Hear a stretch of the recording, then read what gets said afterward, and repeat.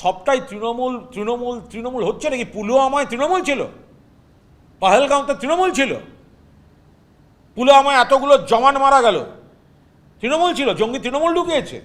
দিল্লি থেকে বম্বে একের পর এক অ্যাটাক হয়েছে, মণিপুর চলছে, তৃণমূল। কেন কথায় কথায় তৃণমূল তৃণমূল করছেন? একটা খারাপ লোক ঢুকে পড়লে আমাদের ফেডারেল স্ট্রাকচার এ রাজ্য ও রাজ্য মুভ করলে তাকে থামাবার দায়িত্বটা কার? সেন্ট্রাল ইন্টেলিজেন্সের দায়িত্ব কার? সেন্ট্রাল ইন্টেলিজেন্সের। বউবাজারে বিস্ফোরণে আরডিএক্স ব্যবহার হয়েছিল সিপিএম জমানায়, রশিদ খান। বরানগর থেকে ধরা পড়েছিল ট্রাক ভর্তি গাড়ি, আরডিএক্স ভর্তি ট্রাক যাচ্ছিল অসমের জঙ্গিদের কাছে, সিপিএম জমানার বিষয়। এখনো অকারণে তৃণমূল তৃণমূল তৃণমূল তৃণমূল করে যাচ্ছে, তো মহা মুশকিল।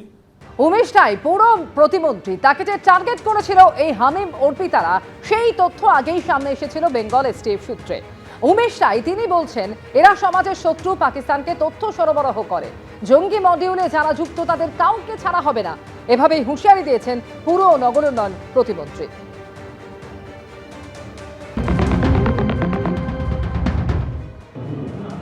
माननीय मुख्यमंत्री के हुमकी देवार घटना पाकिस्तानी जंगीদের যে ষড়যন্ত্র ছিল তার মধ্যে আগেই একটা হামিম মন্ডলকে ধরা হয়েছিল বর্ধমান থেকে, যে পিলখানায় থাকতো।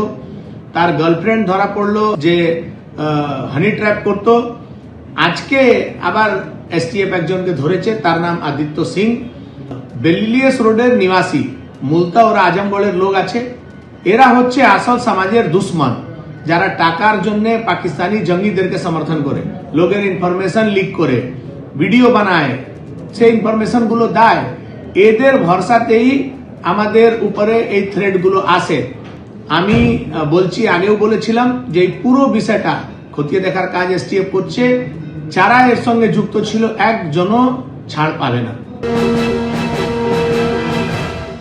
সবটাই তৃণমূল তৃণমূল তৃণমূল হচ্ছে নাকি? পুলওয়ামায় তৃণমূল ছিল, পাহেলগাঁওতে তৃণমূল ছিল, পুলওয়ামায় এতগুলো জওয়ান মারা গেল, তৃণমূল ছিল, জঙ্গি তৃণমূল ঢুকিয়েছে। দিল্লি থেকে বম্বে একের পর এক অ্যাটাক হয়েছে, মণিপুর চলছে, তৃণমূল। কেন কথায় কথায় তৃণমূল তৃণমূল করছেন? একটা খারাপ লোক ঢুকে পড়লে আমাদের ফেডারেল স্ট্রাকচার এ রাজ্য ও রাজ্য মুভ করলে তাকে থামাবার দায়িত্বটা কার? সেন্ট্রাল ইন্টেলিজেন্সের দায়িত্ব কার? সেন্ট্রাল ইন্টেলিজেন্সের। বউবাজারে বিস্ফোরণে আরডিএক্স ব্যবহার হয়েছিল সিপিএম জমানায়, রশিদ খান। বরানগর থেকে ধরা পড়েছিল ট্রাক ভর্তি গাড়ি, আরডিএক্স ভর্তি ট্রাক যাচ্ছিল অসমের জঙ্গিদের কাছে, সিপিএম জমানার বিষয়। এখনো অকারণে তৃণমূল তৃণমূল তৃণমূল তৃণমূল করে যাচ্ছে, তো মহা মুশকিল। জালে টুলুর ম্যানেজার শীতেশ প্রামাণিকের থেকে উদ্ধার হয়েছে ডায়েরি, যেখানে কবে কত পরিমাণ দুর্নীতির ভাগের টাকা কার কাছে গিয়েছে তার উল্লেখ রয়েছে। নিঃসন্দেহে তদন্তকারী আধিকারিকদের কাছে অন্যতম গুরুত্বপূর্ণ তথ্য প্রমাণ হতে চলেছে এই ডায়েরি, যে ডায়েরি পাওয়া গিয়েছে শীতেশ প্রামাণিকের থেকে। এই শীতেশ প্রামাণিক হচ্ছে টুলু মণ্ডলের ম্যানেজার। আরো বিস্তারিত আমরা জানবো, সরাসরি কথা বলবো পার্থ প্রতিম ঘোষ, আমাদের প্রতিনিধি রয়েছেন ফোন লাইনে। পার্থ, কি রয়েছে এই ডায়েরিতে? কেঁচো ঘুরতে গিয়ে কেউটে বেরিয়ে আসছিল প্রথম থেকেই, এবং সেক্ষেত্রে একবারে দেখা যাচ্ছে যে এবারে হচ্ছে যে ডায়েরি উদ্ধার হয়েছে শীতেশ প্রামাণিক অর্থাৎ টুলু মণ্ডলের ক্র্যাশারের যে ম্যানেজার তার কাছ থেকে। এবং এই ডায়েরি উদ্ধার হওয়ার পর স্ক্যানারের মধ্যে চলে এসেছে কিন্তু সরকারি আধিকারিকরা। এবারে বলবো সরকারি আধিকারিকরা কিন্তু এই তদন্তের স্ক্যানারের মধ্যে এসে গেছে, কারণ এই যে ডিসিআর যে দুর্নীতি, সেই দুর্নীতির পাশাপাশি এই যে শীতেশ প্রামাণিকের বাড়ি থেকে তার কাছ থেকে ডায়েরি উদ্ধার হয়েছে, এবং সেই ডায়েরিতে একেবারে তারিখ ধরে উল্লেখ রয়েছে বলে আদালতেও গোটা বিষয়টা উপস্থাপন করা হয়েছে, যে তারিখ ধরে কবে কাকে কোন সরকারি আধিকারিককে টাকা দেওয়া হয়েছে সেইটা একেবারে লেখা রয়েছে সেই ডায়েরিতে। অর্থাৎ এই শীতেশ প্রামাণিকের কাছ থেকে পাওয়া যে ডায়েরি, সেই ডায়েরিতে দুর্নীতির টাকা, অর্থাৎ এই যে দুর্নীতির টাকা, দুর্নীতি যে হতো একটা লার্জ স্কেলে দুর্নীতি হয়েছিল, এবং সেইটা শুধুমাত্র টুলু মণ্ডলের কাছেই থাকতো তা নয়, সেই টাকা যে কিভাবে ছড়াতো, কিভাবে কার কার কাছে যেত, অর্থাৎ ভাগের দুর্নীতির ভাগের টাকা কার কার কাছে যেত, সেই বিষয়ে আধিকারিকরা এবারে স্ক্যানারের মধ্যে এসে গেল, এবং সরকারি আধিকারিকদের বেশ কয়েকজন নাম সেখানে উল্লেখ করা রয়েছে, এবং তাদেরকে কবে থেকে কবে কাকে কখন কত টাকা দেওয়া হয়েছে সেই বিষয়ে একেবারে উল্লেখ করে লেখা রয়েছে।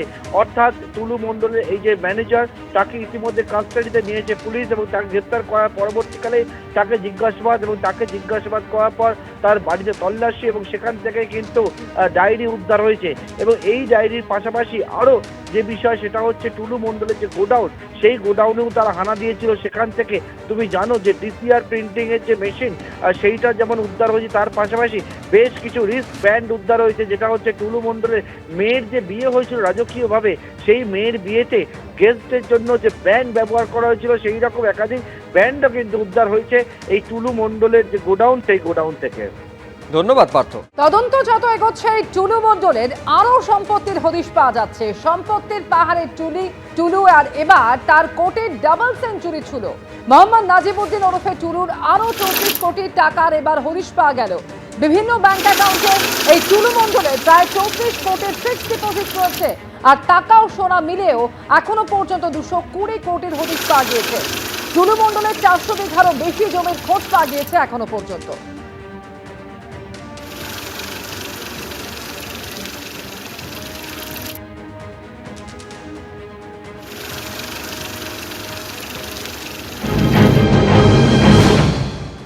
बैंक अकाउंट्स और फिक्स डिपॉजिट में है, जिनका कुल मिलाकर मूल्य लगभग 220 करोड़ है, जिसमें पहले दिन की 50 करोड़ की कैश और सोने की जब्ती शामिल है। इन्वेस्टिगेशन में लगभग 400 बीघा लैंड के ऊपर कई सारी प्रॉपर्टीज़, मकान और बिल्डिंग्स शामिल हैं, वो भी इन्वेस्टिगेशन का हिस्सा बनी हैं। इन्वेस्टिगेशन के दौरान एक और व्यक्ति जिनका नाम सितेश प्रमाणिक है, वो मोहम्मद नजीबुद्दीन के क्रशर यूनिट पे मैनेजर का काम करते थे। पुलिस ने उनके एग्जामिनेशन के बाद उनको गिरफ्तार किया है। कुछ इस तरह की गतिविधियों को प्रिंट करने के लिए व्यवहार होता था। सितेश प्रमाणिक को माननीय अदालत के सामने पेश किया गया और सितेश प्रमाणिक की 7 दिन की पुलिस कस्टडी दी गई है। केस का इन्वेस्टिगेशन चल रहा है। এখনো পর্যন্ত যা যা পাওয়া গিয়েছে তাতে একেবারে সাম্রাজ্য তৈরি করেছিলেন এই টুলু মণ্ডল। কোটি টাকার ডাবল সেঞ্চুরি ছাপিয়ে গিয়েছে তার এখনো পর্যন্ত পাওয়া নগদ, এবং যা সোনা পাওয়া গিয়েছে তার থেকে সেটা যদি যোগ করা যায়, এই টুলু মণ্ডল বা মোহাম্মদ নাজিবউদ্দিনের আরও 34 কোটি টাকার হদিশ পাওয়া গিয়েছে। বিভিন্ন ব্যাংকে এই পরিমাণ টাকা ফিক্সড ডিপোজিট করা ছিল।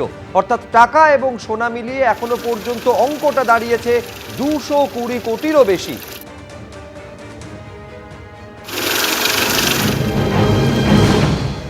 টুলু মণ্ডল 220 কোটি টাকার ব্যবসা করছে, চুরি করছে, লুট করছে, বাড়িতে ক্যাশ টাকা রয়েছে। এটা কি মমতা ব্যানার্জি জানতেন না? এটা কি অভিষেক ব্যানার্জি, অনুব্রত বাবু, আমাদের কাজল শেখ, এই বড় বড় নেতাগুলো রয়েছে তারা জানতেন না? সব জানতেন, কিন্তু টাকাটা ট্যাক্সে সরকারের খাতে না জমা পড়ে তুমি আমাদেরকে দাও, টিএমসির পার্টিতে দাও, তুমি নেতা মন্ত্রীদের দাও, সেটাই হয়ে এসছে। মানে কত টাকাও চুরি করেছে যে তারপরেও তাকে কিছুটা মানে সরকারকে দেখাতে হবে বলে সে সব থেকে বেশি ট্যাক্স পেয়ার। তার বলে কিনা উজবেকিস্তানে ফ্ল্যাট আছে, তার বলে কিনা সুইজারল্যান্ডে আছে, তার বলে কিনা মানে সাংঘাতিক ব্যাপার।